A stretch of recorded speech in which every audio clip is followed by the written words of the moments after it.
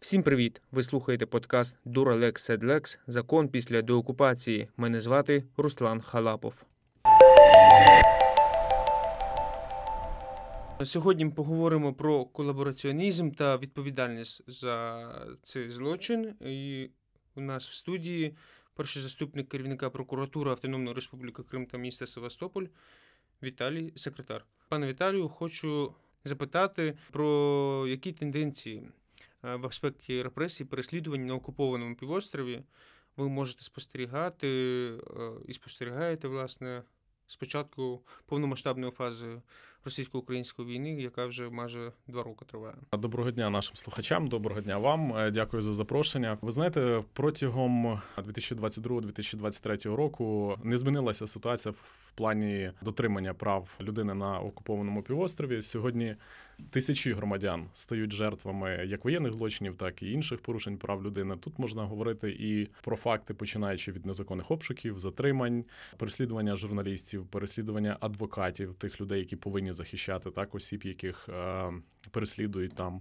Це пропаганда серед дітей, служби в армії, створення різних військово-патріотичних клубів, клубу первих і так далі. Це і питання примусового призову, коли наші громадяни України примусово призиваються окупантами до їхніх лав і змушені брати участь в їхній так званій спеціальній воєнній операції. Тому спектр порушень прав людини, він продовжується, знаходяться, напевне, нові сфери, це якщо ми вже, я згадав, за питання пов'язані з переслідуванням адвокатів. Ми маємо, якщо говорити за релігійні права і свободи, сьогодні ми знаємо, що припинила фактично свою діяльність Православна Церква України в Криму, тому що в тому числі її священникам почали видавати повістки про необхідність з'явитися до їхніх військових комісаріатів. А якщо раніше прихильників ісламу притягували за нібито участь в організації Хізбут Тахрір, зараз буквально останні півроку спостерігається активне переслідування релігійної організації Алушта, тому що вона не підпорядковується кримським сторонникам окупаційної влади мусульманам. Окупаційному муфтіяту. Окупаційному муфтіяту. Тому це широкий спектр репресивної машини, він удосконалюється, кожного разу він знаходить нові методи тиску на наших громадян. І в тому числі, зараз, якщо вже говорити про наше нове законодавство, то ми тепер маємо змогу притягувати осіб і за колабораційну діяльність, тому що дуже багато прибічників так званої спеціальної воєнної операції зараз і допомагають російським військовим і стараються займатися своєрідним волонтерством. Тому спектр роботи для прокуратури Криму не зменшився, навпаки збільшився, і ми стараємося, щоб жоден такий факт не залишився поза увагою і щоб кожна особа, яка вчинила такий злочин або причетна до його вчинення, понесла відповідальність. Про це ми ще поговоримо детальніше, і я хочу зупинитися поки на темі колабораційної діяльності. Це тема, якою, зокрема, і спекулюють, маніпулюють російські та окупаційні ЗМІ, лякаючи наших співгромадян, громадян України на окупованих територіях. Мовляв, ви всі зрадники, Україна вас всіх вважає зрадником, і ви всі будете, значить, запроторені за грати. Але як визначається нашим законодавством колабораційна діяльність, і хто під неї підпадає?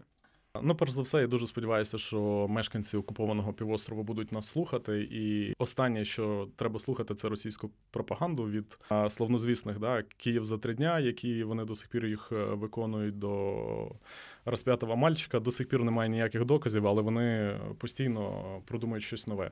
Так само вони і придумують питання того, що правоохоронні органи України всіх мешканців Криму будуть притягувати до відповідальності через те, що вони залишились там.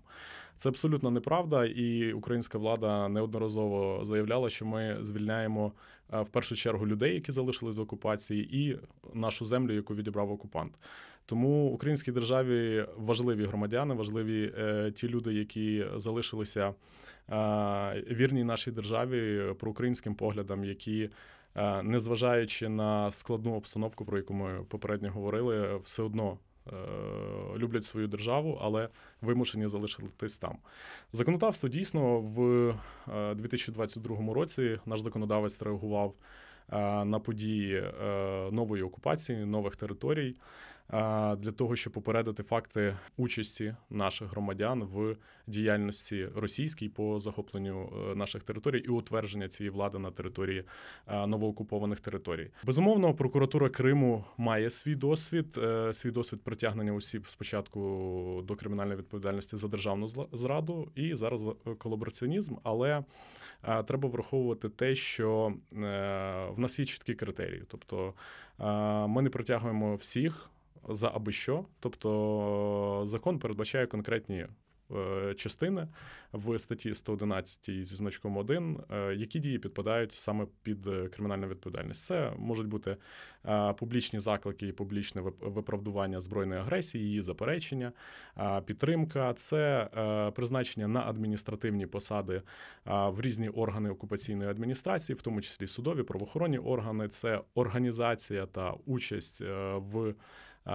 виборах, це в тому числі здійснення різного роду інформаційних та політичних кампаній. І саме ці склади злочинів, саме за ці дії ми притягуємо людей до відповідальності, але, напевне, найбільш на що спирається російська пропаганда, це, вперше за все, наприклад, на здійснення господарської діяльності взаємодії з державою-агресором. Але в прокуратурі Криму є чіткі критерії, тобто ми розуміємо, що життя на окупованій території продовжується, і як би ми не хотіли, все одно люди змушені там жити і в цих умовах, і в тому числі малі підприємці, і працювати. Ми передбачили для себе критерії притягнення особи, коли вона дійсно бажає, коли вона здійснює прямі наміри і підтримує, наприклад, державу-агресора, чи то матеріальними ресурсами, вкладаючи ті чи інші контракти, чи вона забезпечує ремонт обладнання, чи військової техніки, тоді, коли людина яскраво проявляє свою позицію. Тобто не тоді, коли вона здає своє там житло в оренду туристам, так, іншим людям, які приїхали, чи не та, хто на ринку торгує там своїми товарами, які виготовили, чи можливо, там перепродають якісь товари, да, в залежності від того, який бізнес ведеться, чи там ті самі медики, які надають допомогу цивільному населенню на тій території. Тобто українська держава відноситься розумно до кожної ситуації, і ми зі сторони прокуратури зважаємо на той контекст, в якому живуть люди, і обов'язково його враховуємо при прийнятті рішення, чи можемо ми притягувати до відповідальності особу, чи не можемо. Стосовно посад, також це саме мають бути посади, які відповідають за впровадження окупаційної політики. Коли люди добровільно призначаються на посади, в нас дуже багато призначень було з 2022 року на різні міністерські посади, заступників міністрів, різних так званих їхніх республіканських органів. На цих осіб ми, безумовно, реагуємо. Особливо вони ж не тільки призначаються, вони і стараються висказати підтримку спеціальної воєнної операції, знову ж таки, як би ми не хотіли використовувати цей термін, який використовують росіяни. Публічно закликають громадян і цивільне населення підтримувати ці дії. Якщо я правильно розумію, так, резюмуючи, буде багато чого залежати у винесенні вироку, скажімо так, або визначенні відповідальності, ще і ступінь, мабуть, тяжкості або наслідків для інших громадян України, яка вчинила людина, скажімо так, підозрювана у колабораційній діяльності. Правильно я розумію? Безумовно. Ми, коли не було ще норми про колабораційну діяльність, ми намагалися притягувати в першу чергу до відповідальності тих осіб, які своїми діями сприяють порушенню прав громадян на території Криму і які реалізують цю державну політику Російської Федерації, які не вимушені, скажімо, особа, яка працює в якомусь центрі соціального захисту, яка просто виплачує бабусям чи дідусям якусь допомогу там чи пенсію в пенсійному фонді. Тобто вона не приймає рішення стосовно реалізації окупаційної політики. Так, вона фактично пішла туди на роботу, тому що вона вимушена була якось влаштувати своє життя. Тому ці люди, вони, скажімо, залишалися поза нашою увагою. А в першу чергу це посіпаки окупаційної влади, які діють з нею в унісон. Про статті про колабораціонізм. Чи треба щось деталізувати ще або змінити, доповнити, враховуючи цю все ж таки тривалу окупацію, там майже вже 10 років Крим окупований, і специфіку самого регіону? Ви знаєте, є фраза серед юристів, один відомий американський прокурор Нью-Йорка, він говорив про те, що ідеальних законів ніколи не існує. Ідеальним може зробити його або наблизити до його ідеальності тільки та особа, яка його застосовує. Тому ми і підходимо якраз до тих критеріїв і намагаємося враховувати всі життєві обставини, які є навколо людей, для того, щоб застосувати той чи інший закон і в тій чи іншій ситуації. Тому зміни, я думаю, що прокуратура Криму в силах і в змозі імплементувати норми закону, які зараз є, для того, щоб дійсно була справедливість, так, і принцип справедливості він був реалізований. Якщо законодавець буде враховувати, буде змінювати цей закон, безумовно, прокурор буде його враховувати, буде виконувати. Але це більше діяльність саме парламентарів, це більше, скажімо, діяльність виконавчої влади і нашої законодавчої влади. Прокуратура зараз належить до судової гілки влади, тому ми виконавці закону. Але виконавці, знову ж, як я говорив, саме з врахуванням контексту ситуації, яка є в Криму, тому що дійсно треба відрізняти ту ситуацію, яка є на новоокупованих територіях, і тій території, яка вже майже 10 років під окупацією.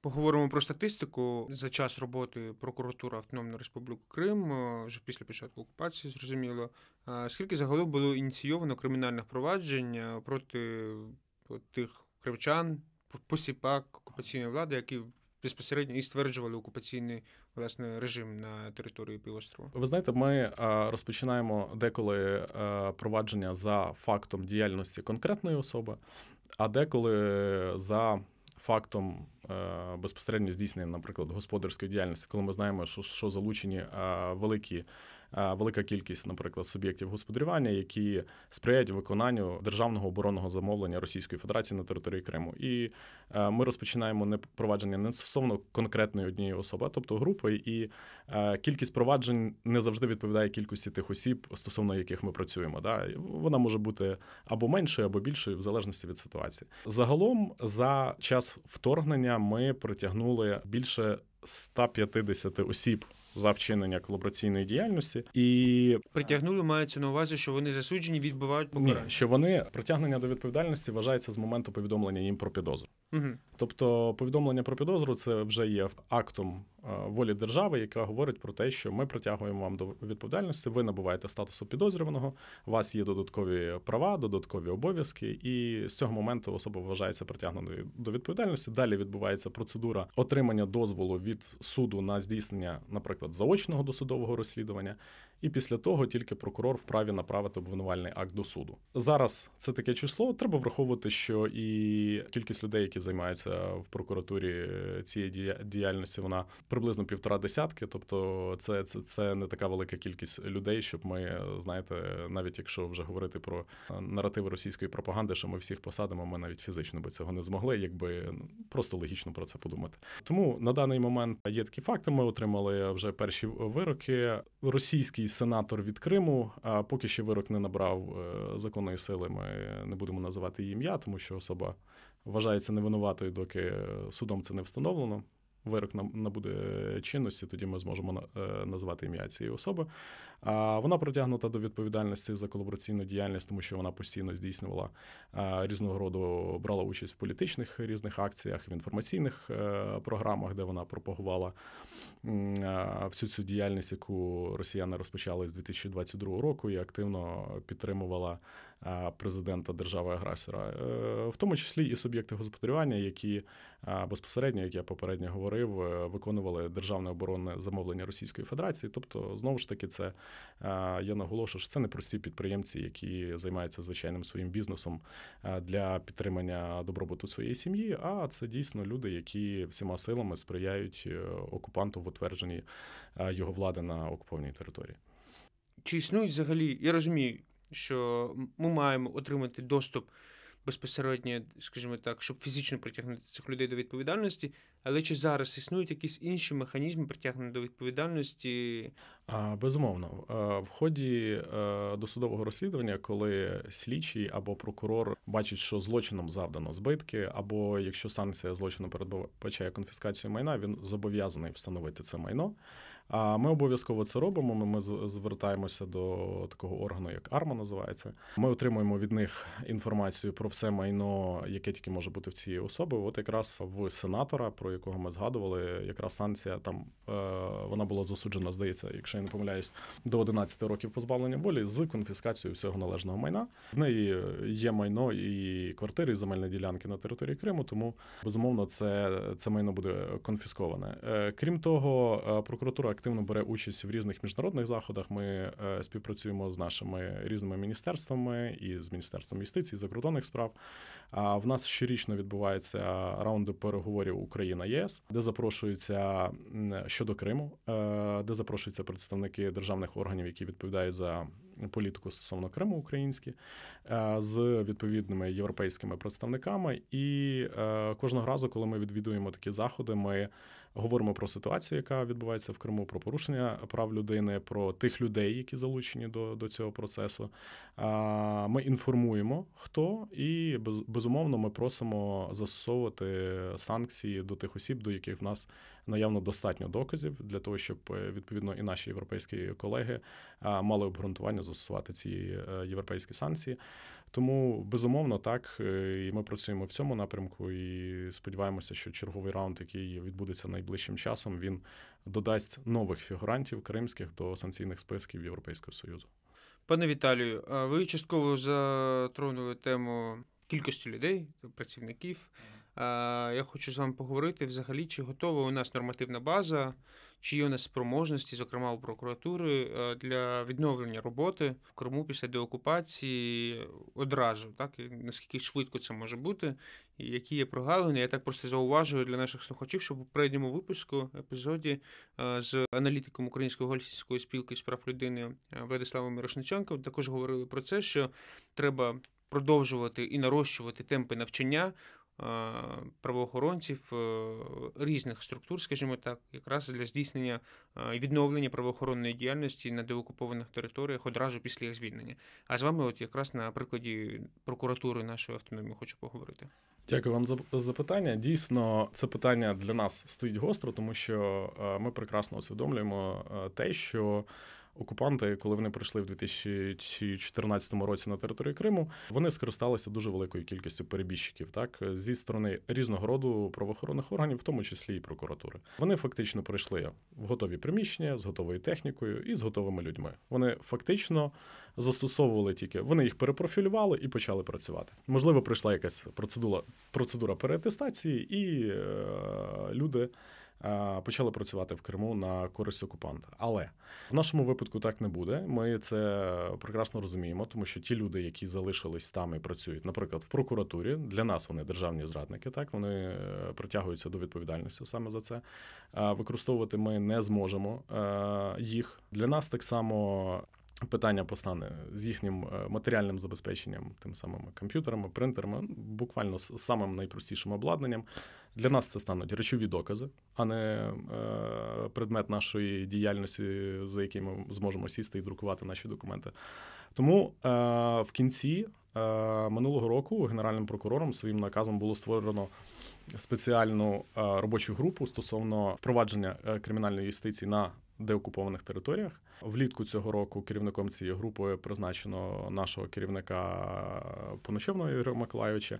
Зараз ми зібрали групу з різних юристів, правозахисників. Особливо це люди, які знають, що таке Крим, да, і для них це не щось нове, невідоме. Це люди, які фактично 10 років вже розуміють, чим живе цей півострів.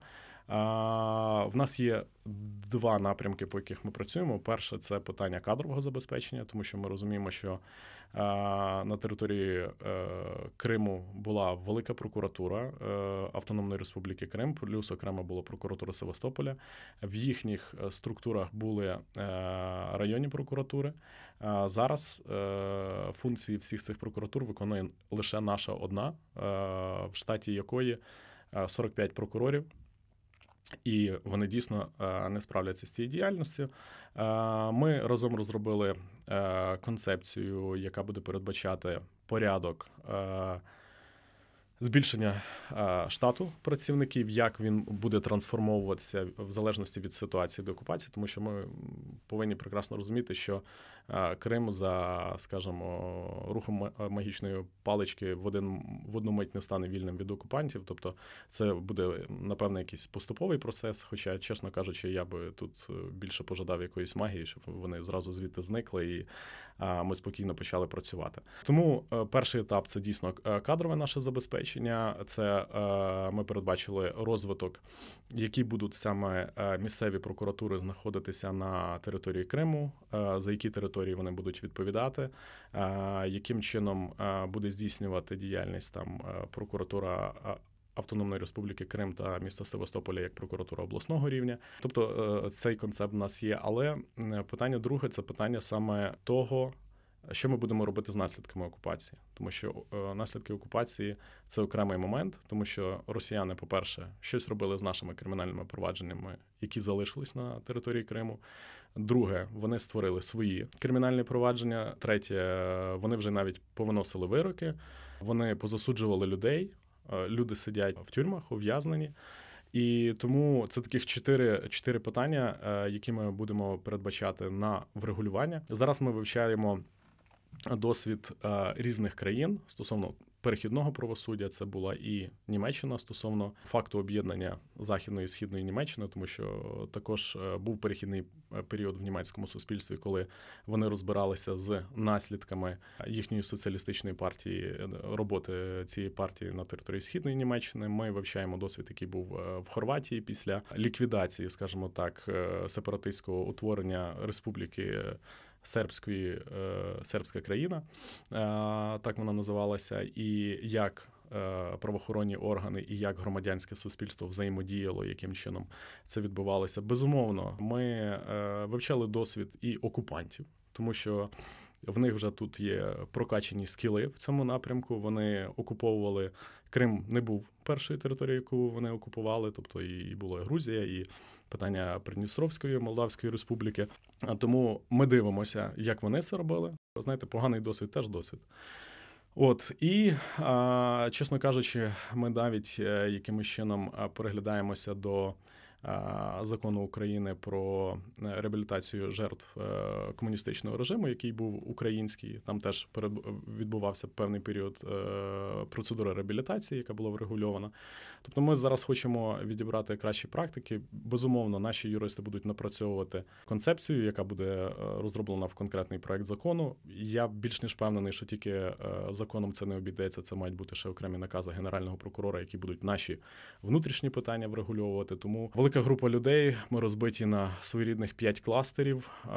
Цих всіх людей ми координуємо. Зараз кожна група напрацьовує в своїй частині бачення, потім ми його уніфікуємо, зробимо один документ для того, щоб дійсно прокурори були готові до цієї роботи. І скажу вам чесно, що ми починаємо навіть розгляд питання від того, що буде робити той чи інший правоохоронний орган, коли він прийде в умовний російський райвідділ поліції і знайде там матеріали кримінального провадження. Що з ним робити, яким чином його використовувати і так далі. І до самого кінця, тобто до долі людей, які були або затримані, або засуджені, і вирішувати їх долю, також, щоб вона була прописана в законі.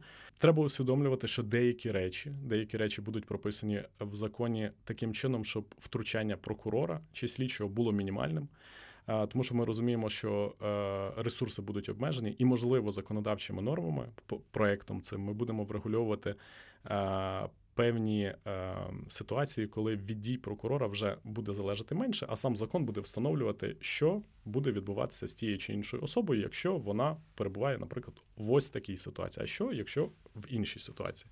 Для того, щоб втручання було менше, автоматично це приймалося відповідно до вимог закону, і прокурори були більш зосереджені на процесах, які від них вимагає саме процесуальне законодавство.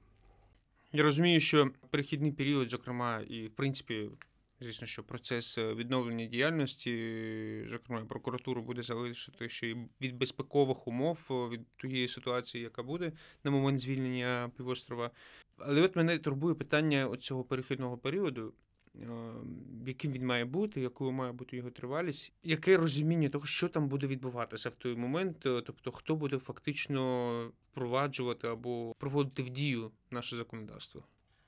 За якими законами тоді фактично будуть жити громадяни України? Ну, звісно, громадяни України будуть жити за законодавством України, і якраз оцей проект, нормативної бази, яку ми зараз розробляємо, ми сподіваємося, що вона буде прийнята. Якщо вона буде прийнята до моменту деокупації, в ній будуть передбачені якісь певні перехідні положення, які передбачатимуть, що воно почне застосовуватися, наприклад, з моменту винесення відповідного рішення про деокупацію. І, відповідно, також буде залежати і строк цього реінтеграційного періоду. Але я хотів би вам сказати, що питання, наприклад, реінтеграції перехідного періоду, воно стосується не тільки вже безпосереднього звільнення території, так? Воно ж стосується і питань там права на правду, коли люди повинні знати про ті чи інші історичні події, як вони по факту були. Ми вже займаємося цією ситуацією разом з Українським інститутом національної пам'яті, з представництвом президента, з нашими партнерами з громадських організацій. Сьогодні є наш портал інституту, де описані без жодних, скажімо, викривлень подій, які відбувалися в Криму. Тобто люди, діти, які потім будуть з часом навчатися, або тому, кому буде цікаво дослідити ті події, які відбувалися, вони вже можуть заходити на цей сайт, а згодом це вже буде як історичний документ, який не буде викривлений в залежності від, там, скажімо, політичної волі тієї чи іншої сторони.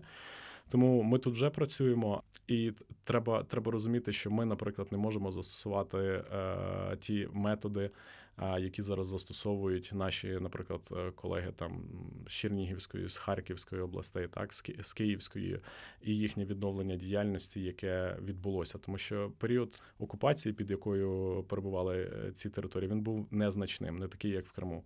І в них, наприклад, якщо брати це вже про прокуратури, не були ліквідовані місцеві прокуратури, не був ліквідований штат. Тобто були працівники, вони просто були евакуйовані на певні безпечні території, але вони продовжували здійснювати свою діяльність. У нас це трошки інше. Ми також будемо передбачати порядок розгортання органів, тому що ми усвідомлюємо, що дійсно того числа прокурорів, які зараз є, його абсолютно не вистачить на ту масу роботи, яка є, тому що ми повинні будемо виконувати законодавство України, яке зараз існує, так, і ті функції, які є. І плюс нам додасться оцей от реінтеграційний процес, який також потребуватиме людських ресурсів. Людські ресурси, вони завжди найважливіші, і це те, до чого треба підходити найскрупульозніше, тому цей момент ми також хочемо прописати для того, щоб людям максимально було краще зайти. Безумовно, ідеальних рішень не буде. Я впевнений, що в ході реінтеграційних процесів будуть виникати, можливо, якісь там уточнення, недоліки і так далі, але головне мати цей ґрунт, а не, скажімо, з'явитися перед лицем деокупації ні з чим. Тому ми вже починаємо працювати зараз для того, щоб ми були готові і ми розуміли, хто за що відповідає, хто повинен що зробити, і активно цим, скажімо, відновити навіть в тому числі і довіру кримчан до українських органів влади, які будуть бачити, що ці органи готувалися, що вони приходять, допомагають, що вони знають, як діяти, а не бігають, скажімо, зі сторони в сторону і думають, а що ж нам робити з цією деокупацією. Дякую вам за це. Я сподіваюся, що всі інші органи і установи, від яких буде залежати життя на півострові, вони так само відповідально будуть підходити до цієї задачі. Пане Віталію, у нас, на жаль, залишається дуже мало часу. І в мене останнє питання про ті кримінальні справи, провадження, які були здійснені окупантами під час, власне, російської окупації Криму. Зрозуміло, що про політично вмотивовані справи, це окремий пласт роботи, а от що бути з тими, хто був засуджений окупаційною владою в Криму, скажімо так, за крадіжку або за вбивство, а як буде, чи передбачено зараз в законі це такі ситуації, чи розробляється щось, і взагалі як буде відбуватися процес верифікації цих злочинів? Безумовно, зараз не передбачено, і тому і працює наша робоча група. Це одне з питань, які ми будемо відпрацьовувати. Ми свідомі того, що життя на території Криму відбувалося, і як ви правильно зазначили, вбивства відбувалися там хуліганства, там тілесні ушкодження, розбої, грабежі і так далі. Дуже багато різних злочинів, які не пов'язані з політичним переслідуванням і з воєнними злочинами. Ми повинні враховувати цей контекст, і ми не можемо прийти і в один раз сказати: ви знаєте, тут були росіяни, все, що вони робили, і всі вбивства, і ці всі жертви, ми їх не рахуємо, і рахуємо, що вони не вбиті, умовно, так? Ми стикнемося з цією ситуацією. Ми зараз якраз хочемо в цьому законі передбачити процедуру верифікації, тому що Європейський суд з прав людини в справах, наприклад, Кіпр проти Туреччини і в інших справах, які стосувалися саме збройних конфліктів, він говорить про те, що незважаючи на те, що там на окупованій території знаходиться незаконна влада, всі повинні бути свідомі того, що життя там триває, і правовідносини теж відбуваються різного роду. Тому українській державі доведеться розробити механізм, яким чином верифікувати ці документи, як людям, наприклад, які засуджені, відбувати покарання, як враховувати це відбуття покарання. Ті люди, які на момент деокупації будуть, наприклад, під слідством, але в СІЗО, під вартою і так далі, тобто, які запобіжні заходи їм обирати, як продовжувати терміни чи не продовжувати.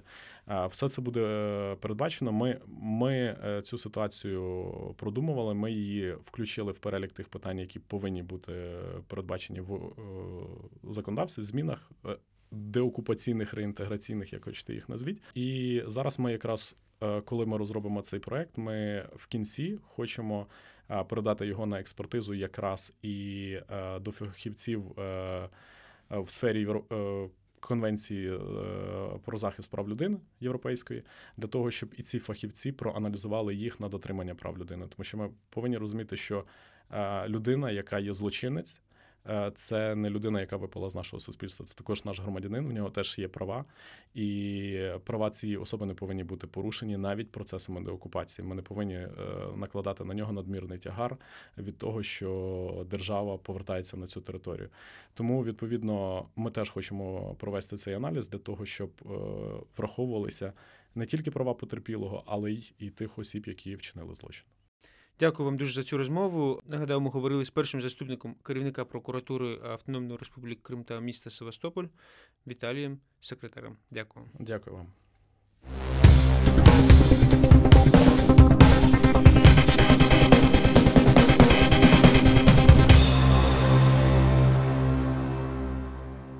Цей контент створено за фінансової підтримки Європейського Союзу. Вміст публікації є одноосібною відповідальністю DV Academy, програми Медіафіт для Сходу і Півдня України та не обов'язково відображає погляди Європейського Союзу.